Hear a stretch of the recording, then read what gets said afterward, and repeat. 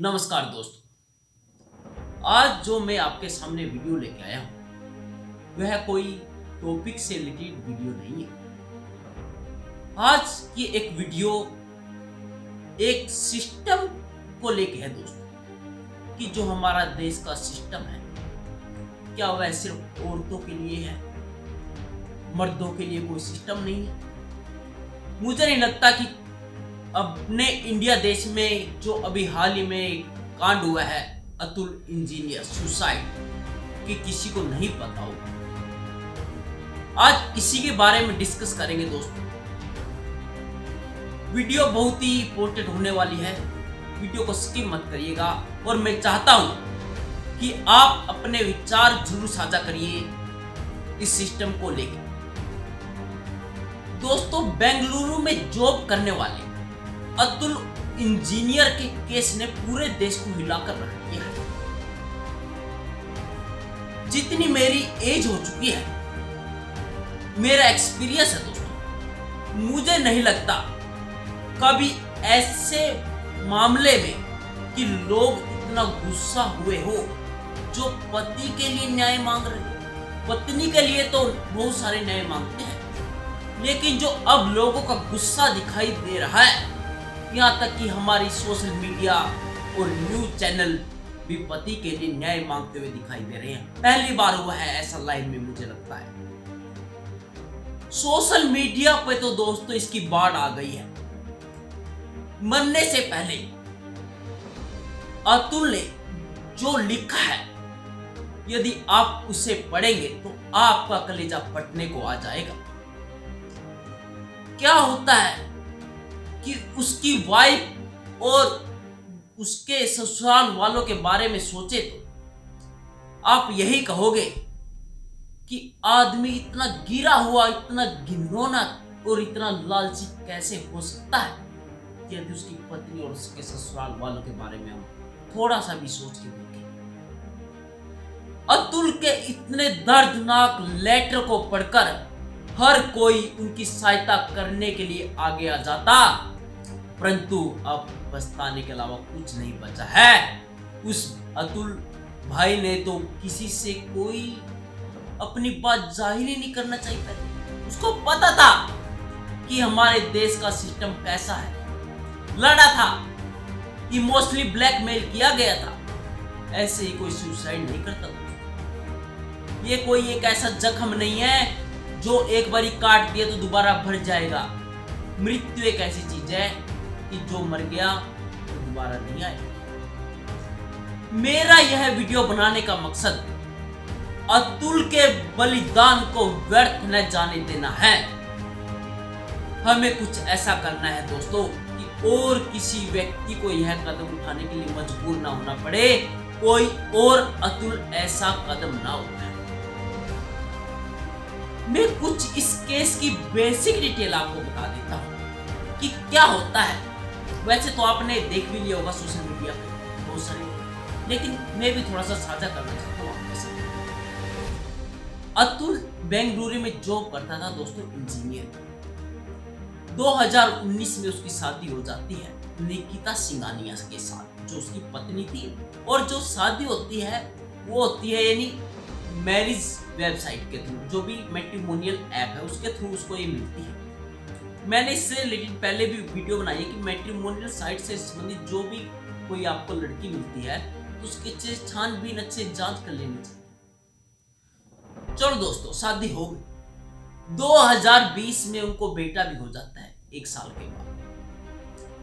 अतुल ने लिखा है कि उनकी पत्नी जो भी उनके कोई शादी के इनविटेशन आते थे तो 6 साड़ी, बहुत महंगी साड़ी और एक गोल्ड सेट का डिमांड करती थी, और मैं उनको पूरा करता था जो भी उसको चाहिए था।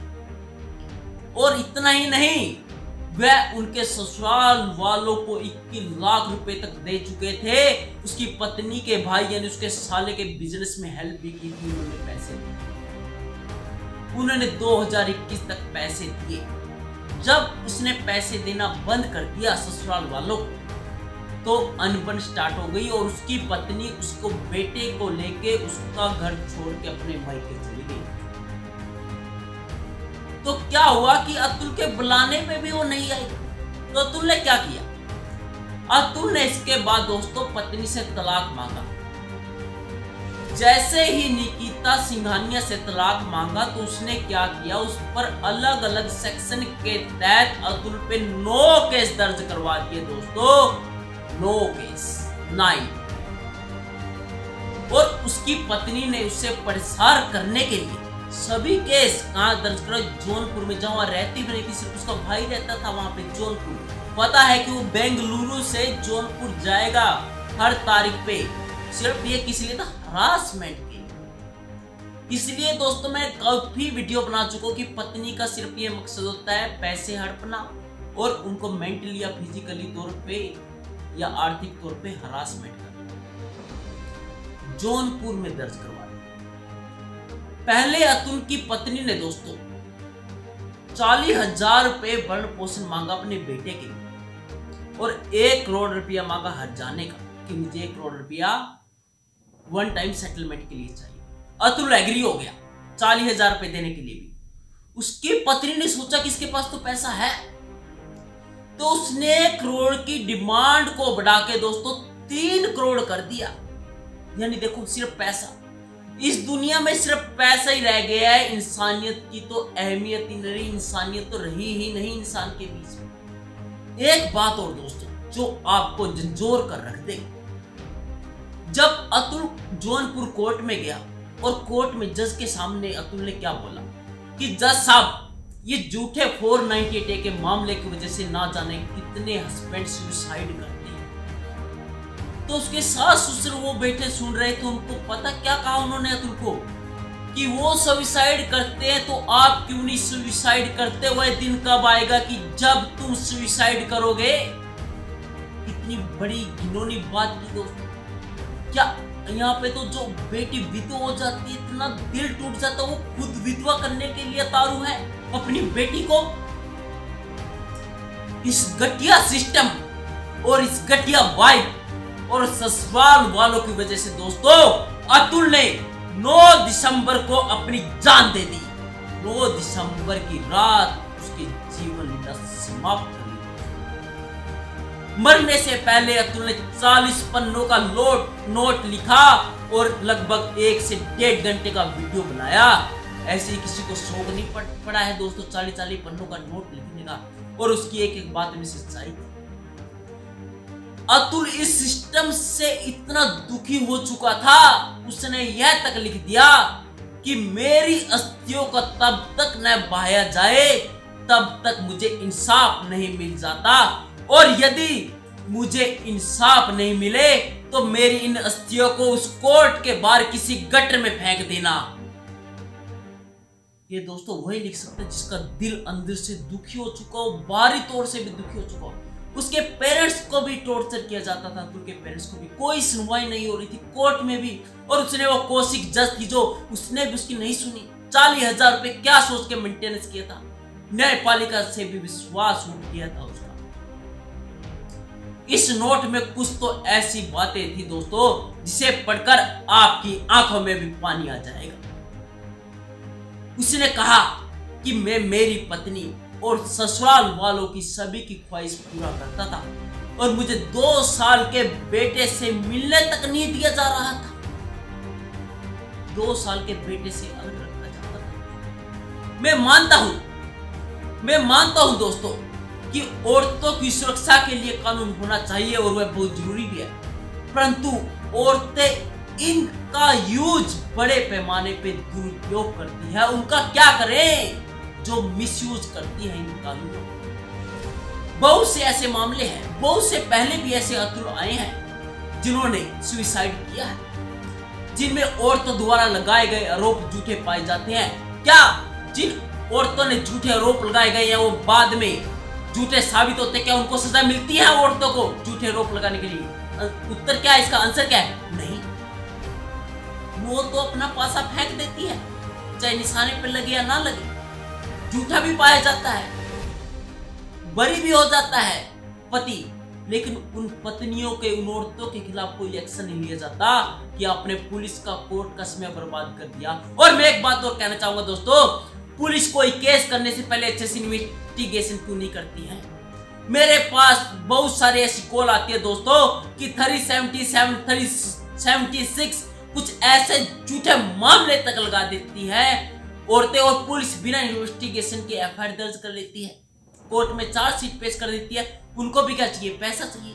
आप पैसा दे दो 2 लाख 3 लाख, तुरंत उनको जो एफआईआर में से नाम को ऐश कर देगी, नाम हटा देगी, सेक्शन हटा देगी। इसमें दोस्तों अतुल की मौत का सिर्फ जो उसने 5 लोगों के नाम दिया है, मैं तो जानता हूं कि पुलिस जहां उसकी पत्नी ने एफआईआर दर्ज कराई वहां से लेके जुडिशियल मजिस्ट्रेट तक हर कोई उसकी मौत का जिम्मेवार है। वो पुलिस भी जिसने उसकी एफआईआर दर्ज करी विदाउट एनी इन्वेस्टिगेशन। क्यों बच्चों की जॉइंट कस्टडी नहीं दी जाती दोस्तों? क्या सिर्फ बच्चों के ऊपर माता का ही अधिकार होता है, पिता का अधिकार नहीं होता? क्यों पिता को उसके बच्चों से मिलने से वंचित किया जाता है? मैं 498 एक अगेंस्ट नहीं हूं दोस्तों, परंतु इसके दुरुपयोग, इसके मिसयूज के अगेंस्ट हूं। मैं चाहता हूं कि मर्दों के हरासमेंट के लिए कोई कानून बने। जैसे महिला आयोग है, ऐसे पुरुष आयोग क्यों नहीं बनाया जा रहा? मैं इसीलिए कहता हूं दोस्तों कि ये वीडियो को इतना फैलाओ कि हमारी जो संसद है, जो हमारी मिनिस्ट्री है, वो पुरुष आयोग बनाने के लिए मजबूर हो जाए।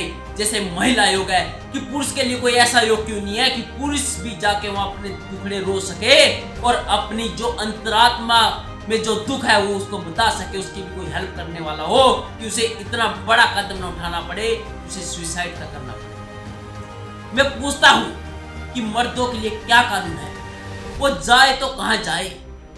मर्दों को हर रोज टॉर्चर किया जाता है, झूठे केस करवाए जाते हैं, ब्लैकमेल किया जाता है, उन्हें धमकी दी जाती है। उनका सलूशन क्या है? मेरा वीडियो यह बनाने का दोस्तों यही मोटिव था कि यह जो कि ये औरतें होती हैं या कोई भी लगा लो दोस्तों, कि इतना नहीं गिरना चाहिए, कि पैसों के लिए इतना घिनौना काम नहीं करना चाहिए। आपके विचार जरूर साझा करिए दोस्तों कि हम इस सिस्टम को कैसे चेंज कर सकते हैं। क्या आपके विचार है? थैंक यू दोस्तों।